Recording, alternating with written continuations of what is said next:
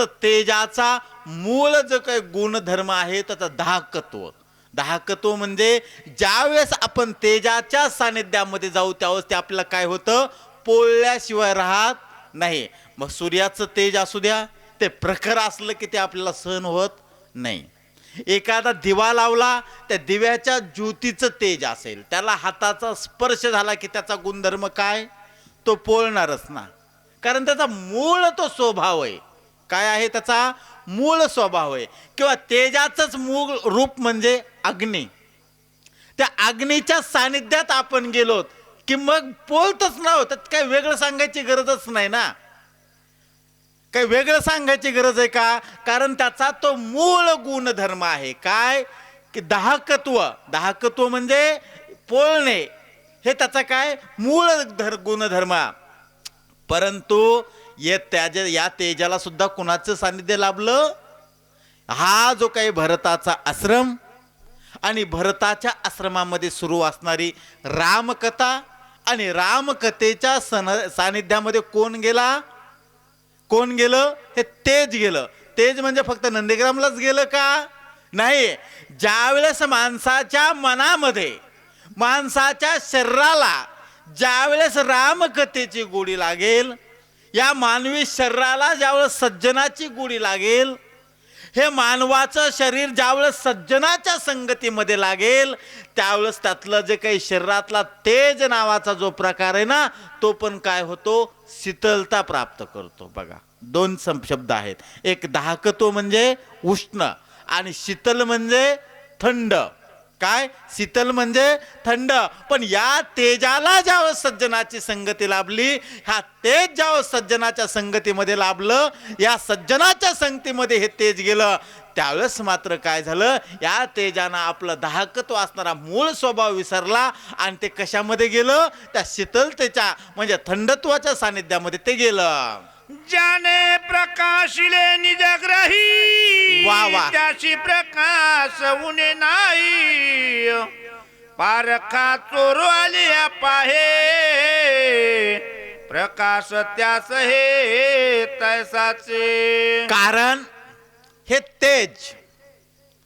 मग पाण्याचं काम काय? मूळ तहान भागवणे. त्याच्यापेक्षा वेगळं काम आहे का त्याचं? सांगा बरं काही. म्हणजे जरी वेगळं काम असेल तरी त्याचं मूळ काय काम आहे की जो कोणी त्याला प्राशन करेल त्याची काय करायची? तहान भागवायची. मग तो सज्जन आला तरी तहान भागवायची, दुर्जन आला तरी तहान भागवायची, चांगला आला तरी तहान भागवायची, वाईट आला तरी तहान भागवायची. त्यांच्यामध्ये भेदभाव करायचा नाही. हा पाण्याचा मूळ गुणधर्म आहे. तसं तेजाचा मूळ गुणधर्म काय आहे? प्रकाश देणे. काय त्याचं काम काय दुसरं? जो कोणी त्याच्या सानिध्यामध्ये जाईल काय होईल? जो कोणी त्याच्या सानिध्यामध्ये जाईल त्याला काय द्यायचा? प्रकाश द्यायचा. समय काय करते? आपल्या घरची दिवा काय करतो? उजेड करतो, प्रकाश देतो. यापेक्षा काही वेगळं काम आहे का त्याचं घरामध्ये? पण मला सांगा, तो जो काही प्रकाश आहे, हा तेज आहे. या तेजाला ज्यावेळेस सज्जनाची संगती लाभते, काय लाभते? तेजाला ज्यावेळेस सज्जनाची संगती लाभते त्यावेळेस मग हे काय करतं? तेज काय करतं? हे तेज की घरामध्ये मालक आला तरी त्याला काय देतं? उजेड देतं. साहजिकच आहे, त्याचं कामच आहे ना ते. परंतु त्याच्या विरुद्ध घरामध्ये चोर आला. कोण आला? घरामध्ये चोर आला, त्याला मात्र अंधार द्यावा असं त्या ज्योतीच्या मनामध्ये, त्या तेजाच्या मनामध्ये कधीही येत नाही. तो काय करतो? सगळ्याकडे समदृष्टीनं बघतो. सम म्हणजे सारख्या दृष्टीनं बघतो. माझ्या सानिध्यात चोर आला काय, सज्जन आला काय, दरोडेखोर आला काय, डाकू आला काय, एखादा गरीब आला काय, आगाव आला काय, त्याला काही घेणं देणं नाही. पण हे सगळं देणं घेणं कुणाला आहे हो? कुणाला देणं घेणं हे सगळं? माणसाला. कारण हे माणसाच्या डोळ्याचे, माणसाच्या मनाचे, माणसाच्या विचाराचे काय आहेत? दोष. याच माणसाला एखादी व्यक्ती चोर दिसते, एखादी व्यक्ती सज्जन दिसते, एखादी व्यक्ती आपली दिसते, एखादी व्यक्ती परकी दिसते, काही व्यक्ती खूपच जवळच्या वाटतात, तर जवळच्याच काही व्यक्ती त्यांना खूप वाईट वाटतात. एखाद्या व्यक्तीला असं वाटतं नाही नाही तो माझी खूप माया करतो, तो माझ्यावर प्रेम करतो, तो माझ्या लेकराची माया करतो. एखाद्या वेळेस वाटतं नाही नाही ही लेकरू माझ्या लेकराची माया करत नाही, माझीही माया करत नाही, हिच्याशी मी काही ह्यांच्याशी किंवा हिच्याशी मी चांगलं नाही वागलं पाहिजे. खरं सांगा वास्तव हे कशात आहे? माणसाच्या मनामध्ये आहे, माणसाच्या डोळ्यामध्ये आहे, माणसाच्या नजरेमध्ये आहे, माणसाच्या विचारामध्ये आहे. पण जे साधू असतात, जे सज्जन असतात, त्यांना ते कधीच कुणामध्ये भेदभाव करत नाही. ते म्हणते ठीक आहे, चांगला आला काय आणि वाईट आला काय, मला काय फरक पडतो, माझं काम काय आहे सगळ्यांशी चांगलं वागणं. नाही तर आपण काय म्हणतो, नाही नाही आम्ही काय करणार, चांगल्याशी चांगलं वागू आणि वाईटाशी वाईट वागू. अरे नाही ना, तू चांगल्याशी वाईट वागणार आहेस आणि वाईटाशी तू काय करणार आहेस, वाईट वागणार आहे. हा तुझ्या मनाचा दोष आहे. तुझं काम काय मूळ, तो चांगल्याशी चांगलं वाग. आणि कोण वाईट आहे हे ठरविणारा तू कोण? तुला कुणी अधिकार दिले ते ठरवायचे? तुम्ही प्रत्येकासोबत चांगलं वागलं पाहिजे, हे काय असला पाहिजे तुमचा मूळ स्वभाव. पण हा मूळ स्वभाव आपल्यामध्ये का नाही?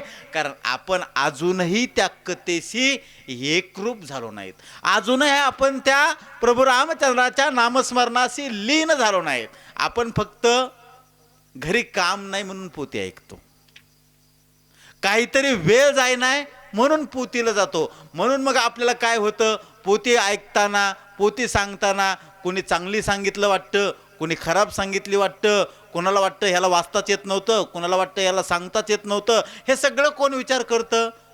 अहो हे विचार करायची गरजच नाही ना. कारण आपण कुठं गेलो आहोत, पोथीला गेलोत, कथेला गेलोत. मग कथेमध्ये भेदभाव असता कामा आहे का? भेदाभेद भ्रम अमंगळ. तुकाराम महाराज सांगतात भेदाभेद करणं हे आमचं कामच नाही ना. तसं मग हे तेज आहे, तेज काय करतं, सज्जनालाही प्रकाश देतं आणि घरामध्ये चोरी करायला आला त्या चोरालाही काय देतं, उजेडच देतं. कारण त्याला काय लाभलं, या रामकथेची सत्संगती लाभले. वायू सत्संगाला झाला, चंचलत्वा फुले विसरला, योगेश्वरा भेटो आला, निश्चळ झाला निजरूपी. वा वा. मग चौथं तत्व असणार वायू. वायू म्हणजे वारा. वायूचा शब्द काय? वारा. वाऱ्याचे तत्व शरीरामध्ये आहेत का नाही? बरं आहेत का नाही? असं कोण व्यक्ती आहे की ज्याच्या शरीरामध्ये वाऱ्याचं तत्वच नाही? आहे का असं कुणी? आणि जर कोणी असेल तर तो जिवंत राहू शकतो का? वायू म्हणजे वारा, त्याचाच अर्थ ऑक्सिजन. थोडं जरी शरीर साथ देना गेलं, थोडं जरी शरीर आजारी पडलं आणि दवाखान्यामध्ये गेलं, तर सगळ्यात अगोदर डॉक्टर जर काय चेक करत असतील तर काय करतात, याचा ऑक्सिजन चालू आहे का बघा.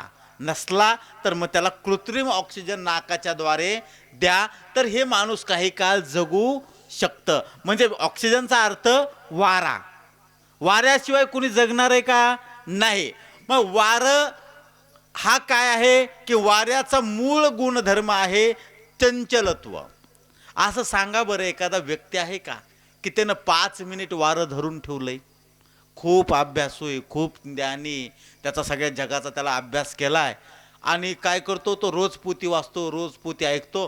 त्यानं काय केलं, 5 मिनिट वारं आपल्या घरी धरून ठेवलं, त्या वाऱ्याला जाऊच दिलं नाही घरून. असं आहे का कुणी? कारण वाऱ्याचा मूळ गुणधर्म आहे चंचलत्व. चंचलत्व या शब्दाचा अर्थ होतो कुठंही न थांबणे. काय, जसं एखादं छोटंसं बाळ असेल, माणूस म्हणतो अरे काय हे चप्पल आहे, कुठंच एका जागेवर बसत नाही. कारण ते लेकराचा गुणधर्म आहे की एका जाग्यावर न बसणे. तसं वारं एक क्षण, किती म्हणता तुम्ही? एक क्षण. एक क्षण म्हणजे डोळ्याची पापणी लावण्याचा काळ. डोळ्याची पापणी किती काळात लावते आपण काय मोजू शकतो का हिशोब त्याचा? की एका क्षणाचा काळ आहे. आणि एक क्षण सुद्धा वारं कुठं एकत्र थांबत नाही. वारं एका ठिकाणी थांबतं का? थांबत नाही. या वाऱ्याच्या शरीरामध्ये 5 तत्व आहेत. काय आहेत? 5 तत्व. चलन, वलन, धावन, प्रसरण आणि अंकुचन हे 5 तत्व. आणि हे 5 तत्व वेगवेगळ्या प्रकारचं काम करतात. काय करतात? 5 तत्व वेगवेगळ्या प्रकारचं काम करतात. परंतु या तत्वाला कुणाची सत्संगती लाभली? या रामकथेची संगती लाभली. या नंदीग्रामच्या ठिकाणी भरताची सत्संगती लाभली. आणि या भरताची सत्संगती लाभलेलं त्यामुळे हे जे काही वायू तत्व आहे ते वायू तत्व कुठं एकरूप झालं? त्या नंदीग्रामाच्या कथेशी एकरूप झालं. कुठं झालं? त्या नंदीग्रामाच्या भरताच्या आश्रमाच्या ठिकाणी सुरू असणाऱ्या कथेच्या ठिकाणी काय झालं? स्थिर झालं. स्थिर, चंचलच्या विरुद्ध स्थिर. चंचल म्हणजे एका ठिकाणी न थांबणे आणि स्थिर या शब्दाचा अर्थ एकाच ठिकाणी थांबणे. आणि जे वारं कुठंच स्थिर होत नव्हतं ते वारं मात्र नंदीग्रामाच्या ठिकाणी काय झालं? स्थिर झालं. आणि हे सगळं कोण पाहतंय? कोण पाहतंय हे सगळं?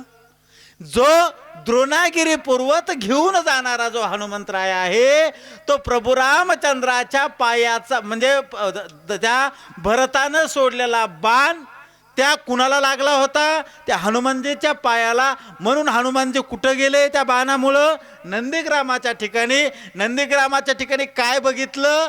भरताचा आश्रम. आणि भरताच्या आश्रमामध्ये सगळे एकत्र आलेले कुणी बघितले?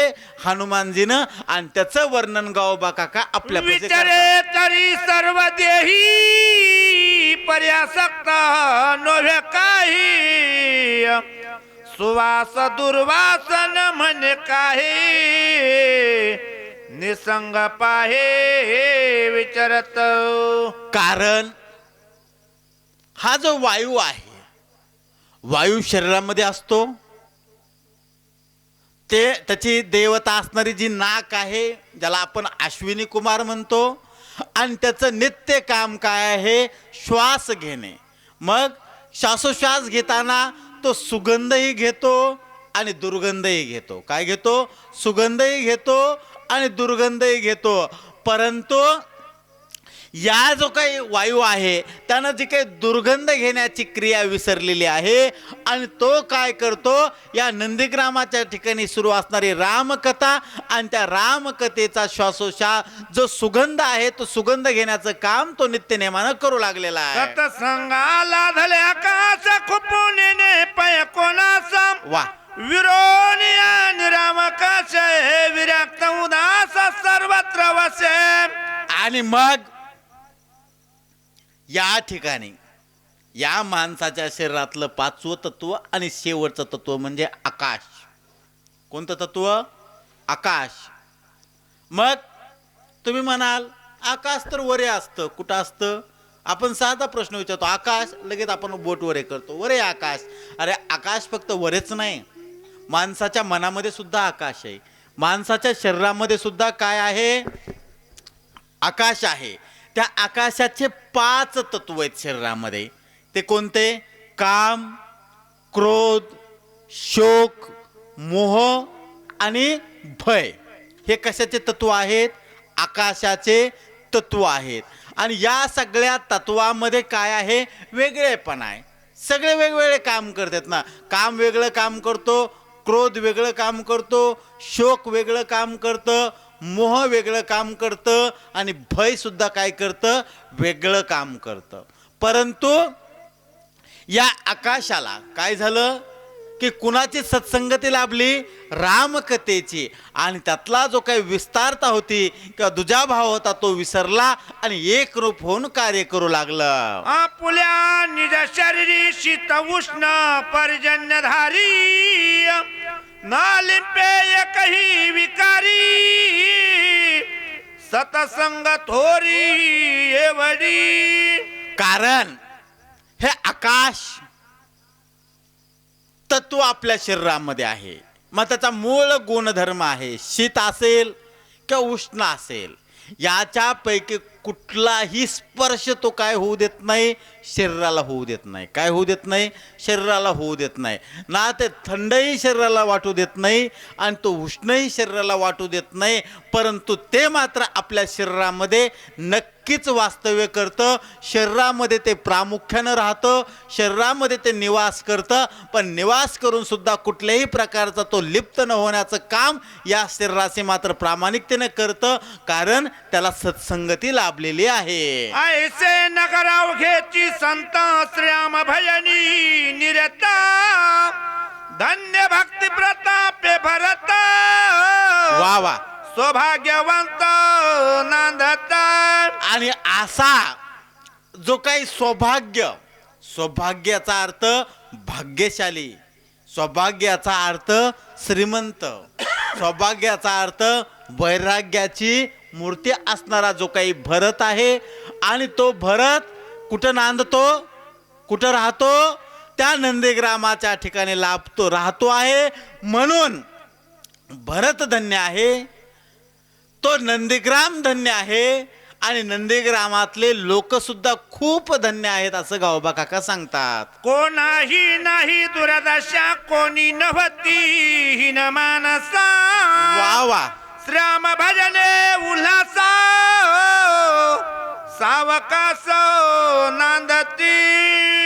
कारण ज्या ठिकाणी सज्जनाचं वास्तव्य असतं, ज्या ठिकाणी साधूचं वास्तव्य असतं, ज्या ठिकाणी सज्जनाचा निवास असतो, त्या ठिकाणी दुर्दशा नावालाही राहत नाही. मग गरिबी, आजार, दुःख, भेदभाव, भांडण, तंटा, ह्या गोष्टी या सज्जनाच्या निवासामध्ये कधीच वास करत नाहीत. आणि मग असा जो काही सज्जनाचा वास, सज्जनाचा निवास, सज्जनाचं वास्तव्य कुठं लाभलेलं होतं? या भरताच्या आश्रमामध्ये, या नंदीग्रामाच्या ठिकाणी लाभलं. म्हणून हे नंदीग्राम आणि तेथील लोक धन्य आहेत. उदिम मोहरा एक करणे अक्षराचे खरे नाणे. वा वा. जैसे देणे तैसे घेणे कोणाही उणे असे ना. आणि मग या नंदीग्रामाच्या ठिकाणी की जो व्यवसाय होता, त्याच्यामध्ये विकायची वस्तू, घ्यायची वस्तू आणि द्यायची वस्तू, म्हणजे जे अक्षर, तिथं नाणंच कशाचं होतं? नाणं या शब्दाचा अर्थ काय होतो? पैसा. आपण काय करतो? सगळे व्यवसाय, सगळे व्यवहार, सगळे उद्योग कशातून करतो? पैशातून करतो. कशातून करतो? पैशातून. पण या नंदीग्रामाच्या आश्रमाच्या ठिकाणी असा कुठलाही पैशाचा व्यवहार होत नव्हता, कारण तिथं द्यायची वस्तू आणि घ्यायची वस्तू अक्षर होतं, यापेक्षा वेगळं नाही. एकाची वस्तू देता घेता एका बोलाची चकताम. एका वाचोनी सर्वता दुजी वार्ता सेना. आणि यापेक्षा कुठलीही दुजी वार्ता, कारण द्यायची वस्तू एकच, घ्यायची वस्तू एकच, यापेक्षा कुठलाही भाव, यापेक्षा कुठलाही भेद त्या नंदीग्रामाच्या ठिकाणी नव्हता. दुजेपणे दे दलाल ठको पाहे तात्काळ. सर्वस्वे नेता न लगे पळो घेऊन सबळ जात असे. कारण काय असतो? या नंदीग्रामाच्या ठिकाणी जो बाजार भरलेला आहे, काय भरलेला आहे? बाजार. त्या बाजारामध्ये द्वैत नाही, म्हणजे त्या बाजारामध्ये दुजा भाव नाही, त्या बाजारामध्ये कुणी दलाल नाही. दलाल काय करतो? या बाजारामध्ये जे काही सर्वसामान्य लोक असतात त्यांना फसवण्याचं काम करतो. काय करतो? त्यांना फसवण्याचं काम करतो, मध्यस्थी करण्याचं काम करतो, त्याच्यातून दलाली खाण्याचं हे काम करतो. कारण आपल्या बाजारामध्ये व्यवहार कशाचा होतो? पैशाचा. कशाचा होतो? पैशाचा. आणि ज्या ठिकाणी पैशाचा व्यवहार होतो किंवा ज्या ठिकाणी बाजार असतो त्या ठिकाणी काय असतो? दलाल असतो. आणि तो दलाल काय करतो? मग रुपयाची वस्तू कशी 2 रुपयाला देता येईल आणि त्यातले रुपये आपल्याला कसा उरेल याच्यासाठी तो दलाल काय करत असतो? प्रयत्न करत असतो. पण या नंदीग्रामाच्या ठिकाणी जो बाजार भरलेला आहे, काय भरलेला आहे? बाजार. त्या ठिकाणी विकायची वस्तू काय आहे? राम. विकत घ्यायची वस्तू राम. आणि त्यातलं द्यायचं, देणं आणि घेणं हे अक्षर सोडून तिथं कुठलीही वस्तू विकायला नव्हते. म्हणून त्या ठिकाणी कुठल्याही प्रकारचा दलाल नव्हता, तो कुठल्याही प्रकारचं द्वैत त्या ठिकाणी अस्तित्वात नव्हतं. असा बाजार त्या नंदीग्रामाच्या ठिकाणी रामकथेचा भरला होता. दलाल ठकू पाहे तात्काळ वा वा. सर्वस्वाची नेतान लगे पळो घेऊन सबळ जात असे. कारण या नंदीग्रामाच्या ठिकाणी जो बाजार भरलेला आहे, काय भरलेला आहे? बाजार. आणि हे बाजारच मुळात रामकथेचा भरलेला आहे. हा बाजारच कशाचा भरलेला आहे? रामकथेचा बाजार भरलेला आहे. आणि या रामकथेच्या वास्तव्यातून, रामकथेच्या सानिध्यातून तिथले येणारे लोक, तिथले येणारे ग्राहक, तिथले येणारे व्यापारी हे तिथं कुठलाही दुजाभाव करत नाहीत. कुणीच कुणाला फसवतं का तिथं? बाजार म्हणलं की फसवणं आलं, बाजार म्हणलं की खोटं बोलणं आलंच. त्यात काही गैर आहे का? कारण एखादी वस्तू विकायची असेल तर ती वस्तू कशी चांगली आहे हे पटवून देण्यासाठी माणूस नाईलाजानं का होतो होईना, पण बाजारामध्ये खोटं बोलण्याचं काम करतो. परंतु नंदीग्रामाच्या ठिकाणी जो बाजार भरलेला आहे त्या ठिकाणी विकायला बसलेली व्यक्ती आणि विकत घेणारी व्यक्ती दोघंही काय करते? एक राम विकतो म्हणजे राम नावाचं अक्षर विकतो आणि घेणारा सुद्धा राम नावाचं अक्षरच विकतोय. एकमेकाला फक्त रामकथाच सांगतेत. तिथं बाजारात एकच चर्चा आहे की रामाची कथा. रामाची कथा सोडून दुसरं कुठलीही कथा त्या ठिकाणी होत नाही. त्याच्यामुळे तिथं कुठलाही दुजाभाव नाही, द्वैत नाही आणि दलाल नाही. जेते त्याची उडी पडे सर्वस्वाची जीवित बुडे. वा वा.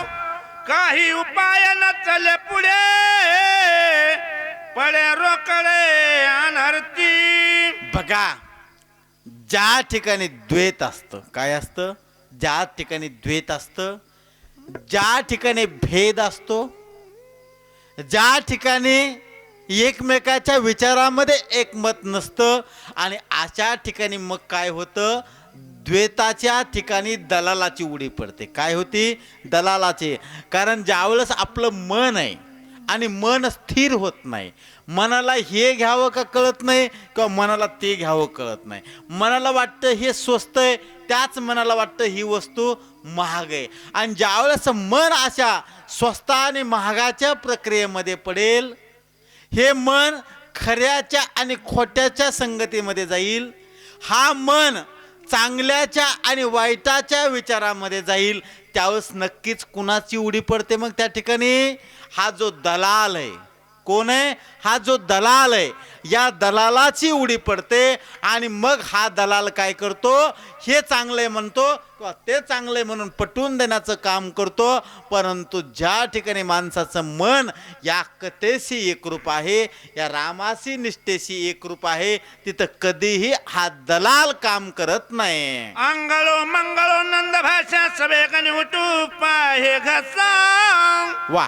प्राणियान सकळ सहसा दलालायसा द्वैताचा. बघा, या बाजारामध्ये जो द्वैत असतो, या बाजारामध्ये जो दलाल असतो, या दलालाची एक विशिष्ट भाषा असते. काय असते? दलालाची एक विशिष्ट भाषा असते. बघा की आपल्यापैकी बरेच जण बाजारामध्ये, कोणत्या बाजारामध्ये? भाजीपाल्याच्या बाजारामध्ये. आता कुणी कुणाला फसवत नाही, कारण त्यात फसवायसारखं काय असतं? 5 रुपये 10 रुपये पाव किलोनं कोणी त्याला घ्यायना. पण फसवलं कुठं जातं? ज्या ठिकाणी जनावराचा बाजार असेल.